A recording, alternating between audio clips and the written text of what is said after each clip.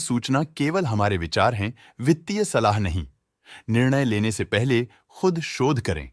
किसी भी लाभ या हानि के लिए हम उत्तरदायी नहीं हैं।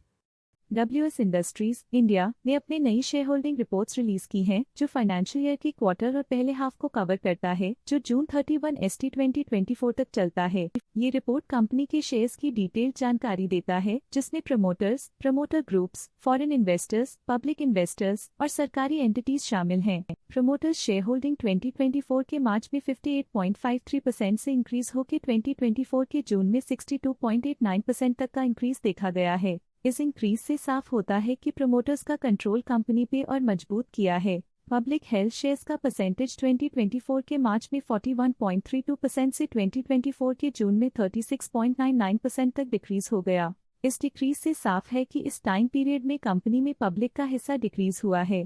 डोमेस्टिक इंस्टीट्यूशनल इन्वेस्टर के शेयर होल्डिंग में थोड़ा डिक्रीज आया 2024 के मार्च से 2024 के जून में, जो दिखाता है कि डोमेस्टिक इंस्टीट्यूशंस ने अपने स्टेक को -0.02 से डिक्रीज किया है। फॉरेन इंस्टीट्यूशनल इन्वेस्टर्स के शेयर होल्डिंग में थोड़ा डिक्रीज आया 2024 के मार्च से 2024 के जून में, जो दिखाता है कि डोमेस्टिक इंस्टीट्यूशंस ने अपने स्टेक को क्वार्टर टू क्वार्टर -0.01 से डिक्रीज किया है, जिसे पता चलता है कि उन्होंने अपनी इन्वेस्टमेंट्स को पुल बैक किया है। चलिए इन्वेस्टर्स की स्टैटिस्टिक्स पे नजर डालते हैं, जो शेयर होल्डिंग पैटर्न में फ्लक्चुएशंस का कारण बन सकते हैं। प्रकाश केवी इस क्वार्टर में स्टेक होल्डिंग में डाउनटर्न देखा। पिछले क्वार्टर के मुकाबले स्टेक होल्डिंग में -0.74% तक डिक्रीज हुआ है। सिया दुरई नागराजन ने इस क्वार्टर में स्टेक होल्डिंग में कमाल का सुधार दिखाया है, जिसमें 0.97% तक एक इम्पॉर्टेंट इंक्रीज देखा गया है। चिन्यम अपालियम कुलंदई सामी वेंकटाचलम ने इस क्वार्टर में स्टेक होल्डिंग में कमाल का सुधार दिखाया है,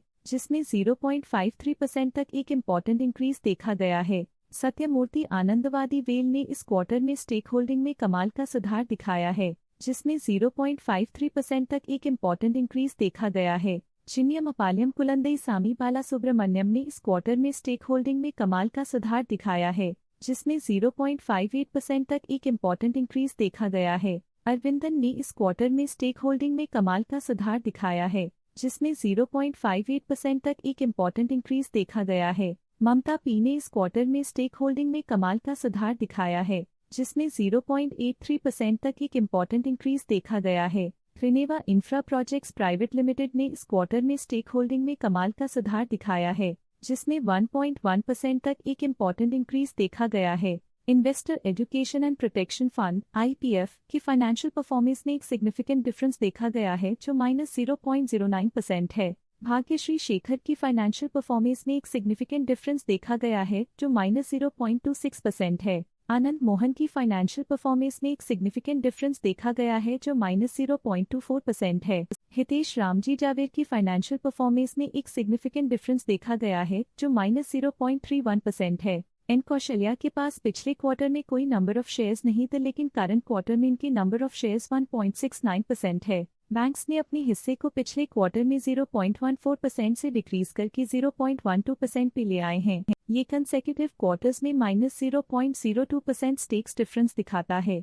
stake holding foreign portfolio investors category I के लिए पिछले क्वार्टर के मुकाबले में -0.01% से डिक्रीज हो गई। ये था कंपनी का करंट शेयर होल्डिंग पैटर्न। देखने के लिए धन्यवाद। स्टॉक लेटेस्ट न्यूज अपडेट के लिए चैनल को सब्सक्राइब करें और वीडियो को लाइक एंड शेयर करें।